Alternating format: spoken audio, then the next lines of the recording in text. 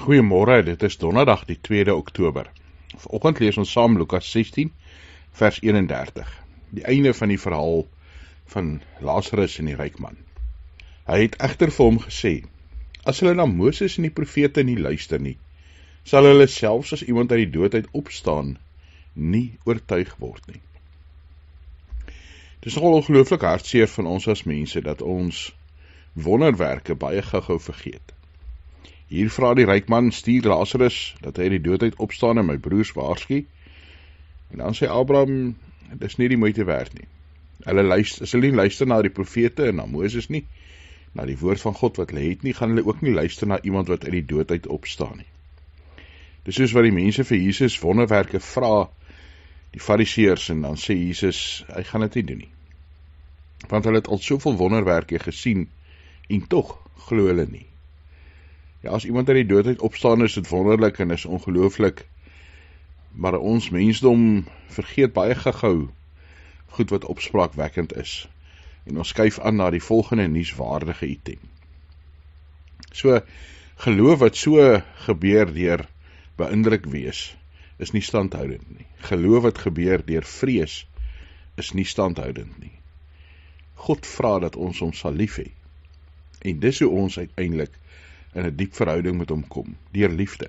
Nie deur vrees nie, nie deur beïndruk wees en verwonderd wees nie, maar deur hom lief te hê. As ons in ons eie verhouding met God dink, waarop is dit gebaseer? Op liefde? Op vrees vir die dood en vir die hel? Of is dit gebaseer op God? Op sy liefde vir ons en ons liefde vir hom?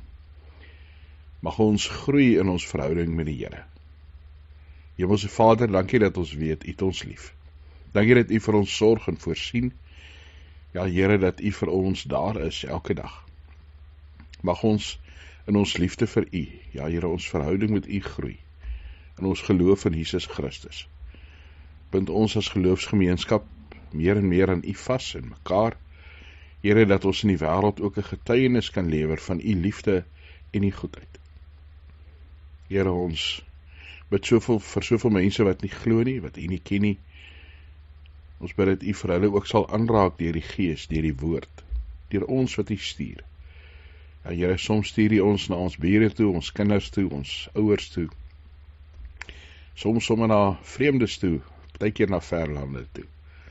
Mag ons getrou wees daar waar U ons wil gebruik. Dankie dat ons vir mekaar kan bid. Here, vir hulle wat siek is, hulle wat in die hospitaal is, wat aansterk by die huis. Here, hulle wat vrees en bekommerd is. Geef vir ons nuwe hoop, nuwe krag, genesing. Geef vir ons wysheid en uitkoms. Ons bid dit in Jesus Christus se naam. Amen.